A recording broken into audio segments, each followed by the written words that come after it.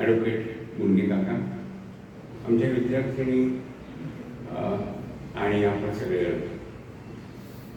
या ठिकाणी सुरुवातीलाच मी या सेंटरला धन्यवाद देतो एवढ्यासाठी की त्यांनी शिक्षकांचा या ठिकाणी सन्मान केलेला आहे. 2008 मध्ये मी 10 दिवसांचा कोर्स केला होता माउंट आबूला, आणि त्यावेळेला आता काकांनी सांगितलं की भारताच्या विविध भागातील प्राध्यापकांना बोललो आणि त्यामध्ये मेटाफिजिकल फिलॉसॉफी असे विषय ठेवला होता.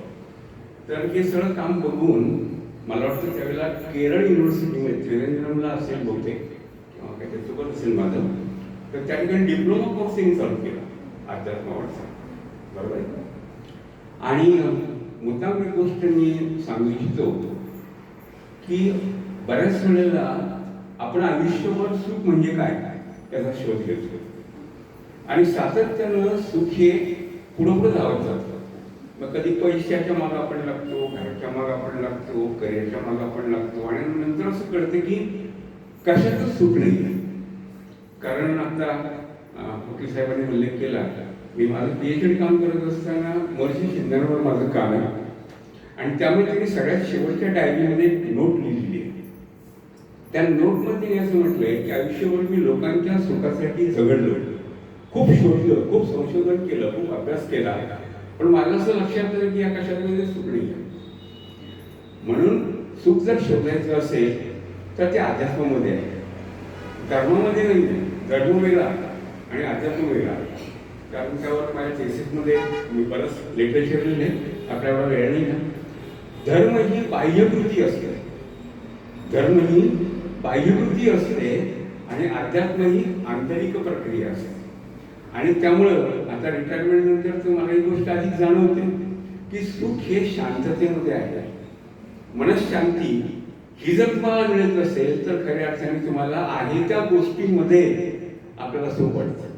पण आपण सारखे जर धावपळ करायला लागलं, धावपळ करू नये असं नाही आहे. जे आता नवीन नोकरीमध्ये त्यांनी धावपळ केली पाहिजे, आम्ही पण आमच्या काळामध्ये धावपळ केली, पण नंतर आपलं असं लक्षात येतं की कुठेतरी थांबणं सुद्धा गरजेचं आहे. असं पळणं गरजेचं आहे, थांबणं पण गरजेचं आहे. आणि हे शिकवण्याचं काम हे शिक्षक करतात. माझी ही दुसरी पिढी, माझे वडील पण शिक्षक होते, माझे आजोबा सॉफ्टवेअर सैनिक होते आणि मी 38 वर्ष रेतमध्ये देवडी कॉलेजमध्ये, शिवाजी कॉलेजमध्ये, लॉ कॉलेजमध्ये, कोपरगाव कॉलेजमध्ये आणि पंढरपूर कॉलेजमध्ये पॉलिटिकल सायन्स हा विषय शिकवला. माझ्या परीनं त्या ठिकाणी मला विद्यार्थ्यांना जे काही देता आलं मी ते देण्याचं काम केलं आणि त्यामध्ये मी आत्ताच्या काळी मला 8 वर्ष झाले रिटायर होऊन मी आता समाधानी आहे. त्याचं कारण असं की कर्मवीर भाऊराव पाटलांच्या संस्थेमध्ये कदाचित शिक्षण कमी दिलं जात असेल पण संस्कार जास्त दिले जातात. तर हे संस्कार देण्याचं काम या ठिकाणी शिक्षकांचं आहे. बऱ्याच वेळा असं घडतं की आपण खूप जडवादी शिकवतो, विज्ञानामध्ये जडवाद असतो, सोशल सायन्समध्ये जडवाद असतो. जडवादाचा अर्थ वृक्षपणा, पण तो वृक्षपणा जर टाळायचा असेल तर कुठंतरी या ठिकाणी अध्यात्माची माणसाला गरज आहे. महर्षी शिंदेनी त्यांच्या चरित्रामध्ये असं म्हटलंय की जगातल्या सगळ्या चळवळी ह्या आध्यात्मिक चळवळी असतात, कारण त्यांचा उगम हा बुद्धीपासून नाही तर तो मनापासून होतो. म्हणून ज्या चळवळीचा संबंध हा भावनिक आहे, आध्यात्मिक आहे, चैतन्यवादी आहे, चित्तवादी आहे, स्पिरिच्युअल आहे, त्या चळवळी पुढे जातात. बाकीच्या चळवळी ह्या सगळ्या तयार होतात, मोठ्या तयार होतात आणि एकदम बंद पडतात. त्याचं कारण हे आहे. आणि म्हणून जडवादापेक्षा हा जो निसर्गवाद आहे, चैतन्यवाद आहे की या विश्वाच्या पलीकडे काहीतरी चैतन्य आहे, कशी ताकद आहे, ही ताकद ओळखण्याची कला मला वाटतं विश्वविद्यालय या ठिकाणी देतं. 10 दिवस मला खूप खूप छान वाटलं. ते पहाटेच्या वेळेला मुरली कार्यक्रम असायचा. मला वाटतं त्यावेळेला जानकी देवीने आम्हाला मार्गदर्शन केलं होतं.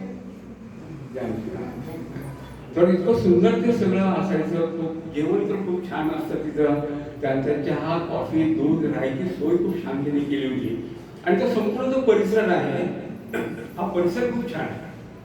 त्या परिसरामध्ये निसर्ग तर आहेच, डोंगर आहेत आणि मला वाटतं ह्याच्या संगमरवडीच्या सगळ्या फॅक्टरीज मोठमोठ्या त्या भागामध्ये खूप मोठ्या प्रमाणामध्ये आहेत. जाण्याचा रस्ता अहमदाबादपासून. तर अतिशय सुंदर असा तो एक एक्सपिरियन्स होता. आणि म्हणून भारताचं हे एक मोठं संगीत आहे की भारतामध्ये रविशंकर आहे, ब्रह्माकुमारी आहे, अनेक आध्यात्मिक सेंटर्स आहेत आणि या सगळ्यांनी स्वतःला एका अर्थाने धर्मापासून बाजूला ठेवलं. कारण केवळ जर आपण आता बघतो धर्माची अवस्था काय आहे आणि धर्मामध्ये काय बदल चालला आहे त्यामध्ये मला जायचं नाही आहे, पण अध्यात्मामध्ये मी माझं आंतरिकदृष्ट्या शुद्धीकरण करेन, किंवा मी कुणाशी वाईट वागणार नाही.